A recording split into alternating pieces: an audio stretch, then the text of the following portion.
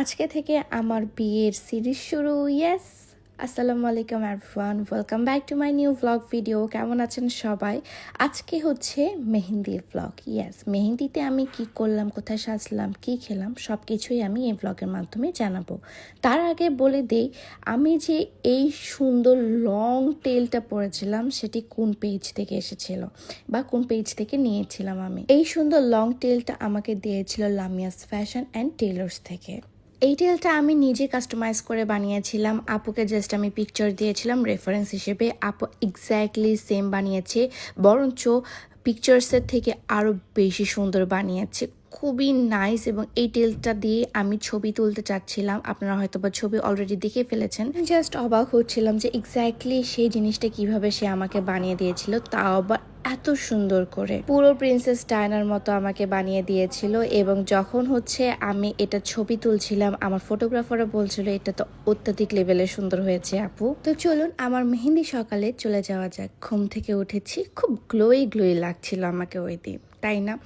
আর এই ফেস নিয়ে কতই না ট্রোল হলো। যাক, আলহামদুলিল্লাহ, বিয়ের গ্লোতে আবার ট্রোলও হয়ে গেলাম আমি। বাদ দেন। সো আমি সকালবেলা উঠলাম, উঠে হচ্ছে একটু ফেসটাকে দেখলাম, মুখটুক কোনো কিছুই না ধুয়ে আমি না ভিডিও করতে চলে গেলাম, কারণ আমার জীবনের এই মুহূর্তগুলো আমি ক্যাপচার করতে চাচ্ছিলাম। সকালে ঘুম থেকে উঠেই দেখি যে আমার যে বাসা এক কোণার একটা জায়গা আছে, সেখানে খুব সুন্দর করে একটা স্টেজ করা হয়েছে। আমার এই স্টেজটা খুবই পছন্দ হয়েছিল। সিম্পলের মধ্যে অনেক গর্জিয়াস করেছিল এবং স্টেজ করতে হেল্প করেছিল আমাকে আসিফ। আসিফ না থাকলে আসলে আমার এই বিয়েটা করানো খুবই কঠিন হয়ে যেত। তারপর এই জুয়েলারিগুলো আমি আমার মেহেন্দিতে পরেছিলাম। ট্রাস্ট মি, ভাবছিলাম যে আমি ফ্লাওয়ারের কোনো কিছু পরবো, পরে দেখি এই সেটটা পুরোটাই আমার শাড়ির সাথে ম্যাচ হয়ে যাচ্ছে, তাই আমি এই সেটটা পরেছিলাম। আমি বলতে গেলে প্রতিদিনই আমার বাসার নিচে এসেছিল আলহামদুলিল্লাহ আমাকে দেখার জন্য। তারপর আমরা চলে গেলাম মাসুদ খান বিউটি জোনে।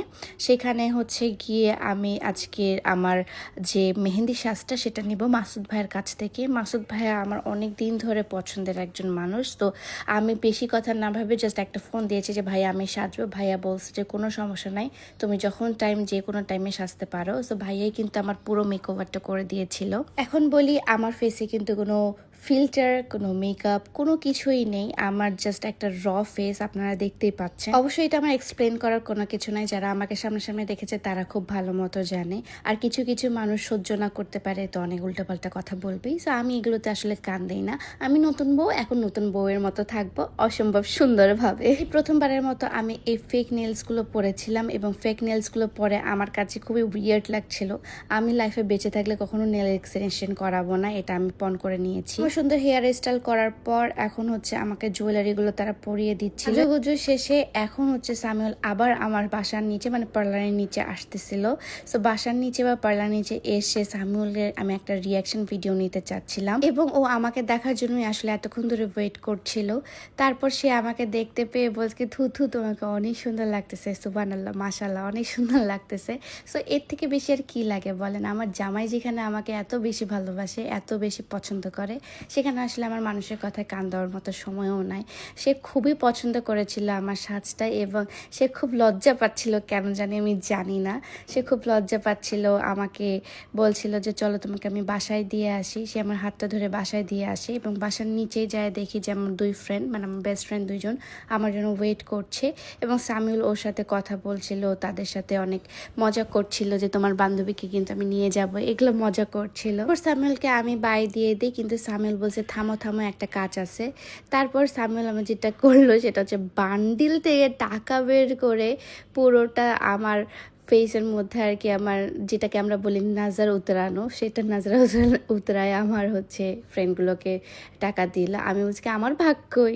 আমি তাদের সাথে ঝগড়া করা শুরু করি যে দে আমার ভাগ দে, আমারও তো এখানে একটা ক্রেডিট আছে ভাই, আমাকে কিছু টাকা দে, আমার তো টাকা পয়সা কিছু নাই। পরে আমি সবার রিয়াকশন ভিডিওটা নেই এবং আমার বোনকে আমি বলি যে আমাকে কেমন লাগছে বলো। আমার বোন তো লিটারেলি চোখের মধ্যে পানি চলে আসছিল আমার বোনের, এতই নাকি সুন্দর লাগছিল এবং এতই নাকি ভালো লাগছিল।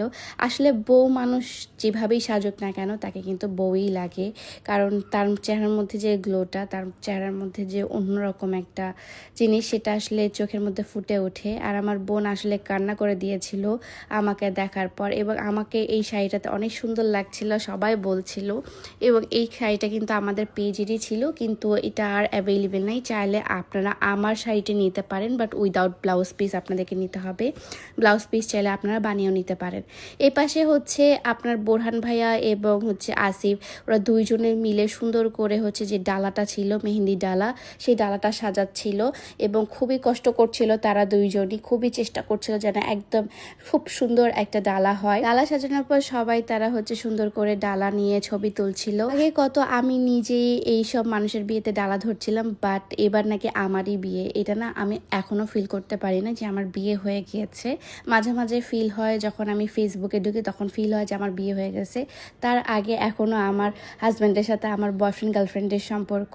সবাই মিলে ডালাগুলো আমার সামনে রাখে, বেশ ভালোই লাগছিল এই ডালাগুলো দেখতে, এবং নিজের মধ্যে একটা বিয়ে বিয়ে ফিলিংস চলে আসছিল ইতিমধ্যে। আপনাদের সবারই আমার মেহেদি নিয়ে অনেক কোয়ারিজ ছিল। আমি মেহেদির পুরো ক্রেডিটটা কাকে দিতে চাই সেটাও আমি এই ব্লগের মাধ্যমে আপনাদেরকে বলবো। শুধু আমি না, আমার ফ্যামিলিও কিন্তু এখানে হচ্ছে মেহেদি দিয়েছিল। এভরি কাজিনই হচ্ছে আমার মেহেদি দিয়েছিল। এরই মধ্যে আমার চলে আসে মিকি আপু এবং অমি এবং মিকি আপু দুইজনেই আমাকে দেখে বলছে, বা তোকে না অনেক সুন্দর লাগছে এবং একদম বউ লাগছে, তুই অনেক ব্রাইডাল শ্যুট করছস, বাট বউয়ের মতো আসলে কখনোই লাগেনি, এই প্রথম থেকে বউ বউ লাগছে, কারণ তুই আসলে ব্রাইড। তারপর তারা বসে যায় মেহেন্দি নিজেদের মতো করে দেওয়ার জন্য এবং নিজেদের মতো করে পুরো ইভেন্টটা এনজয় করার মতো, কারণ আমার তো হাত বন্ধ ছিল। চলুন আপনাদের সাথে একটু ইন্ট্রোডিউস করাই লাবণ্যস হেনা আর্টওয়ার্কের সাথে।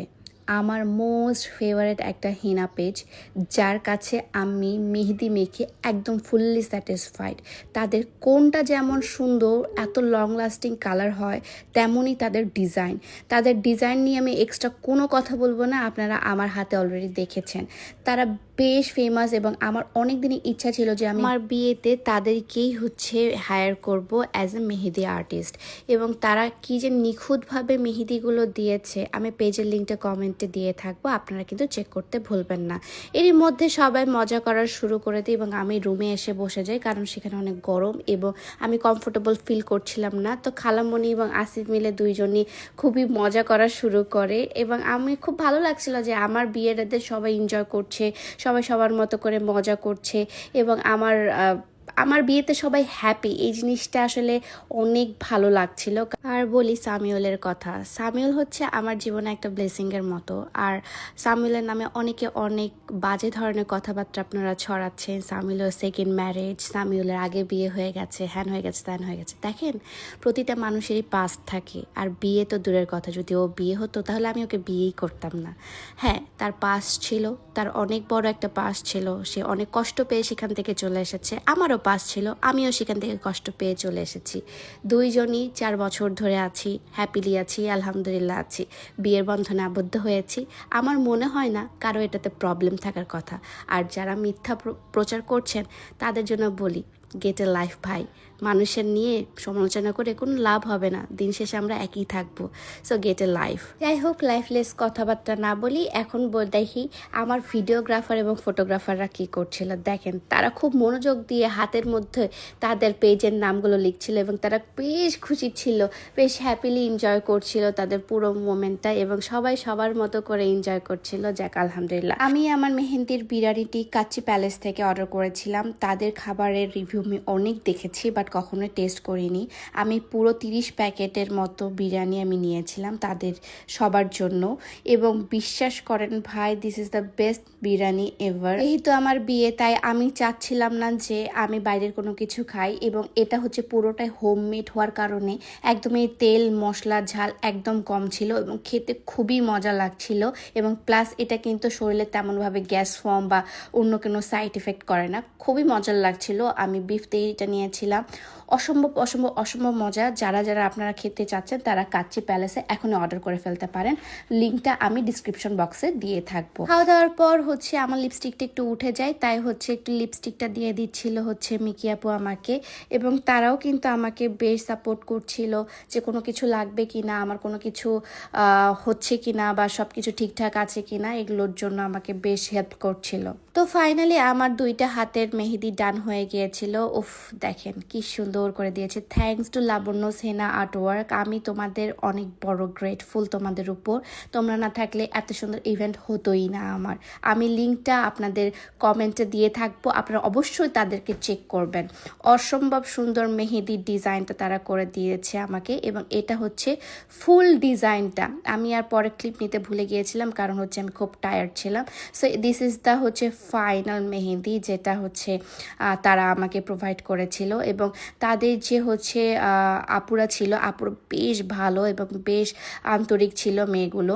সো এই তো আজকে আমি এভাবেই আমার মেহেন্দির ডিজাইন শো করে করে আপনাদেরকে জ্বালাচ্ছি। নেক্সটে আমি হলুদের কি করলাম ফাংশন সবগুলো করে করে আপনাদেরকে জ্বালাবো। একটা সিরিজ চলবে, তারপর আমি সিরিজটা অফ করে দিব আপনাদের জন্য, ঠিক আছে? সো আজকের ভিডিওটা এই পর্যন্তই। সবাই ভালো থাকবেন, সুস্থ থাকবেন। আল্লাহ হাফেজ, দেখা হচ্ছে নেক্সট ব্লগে।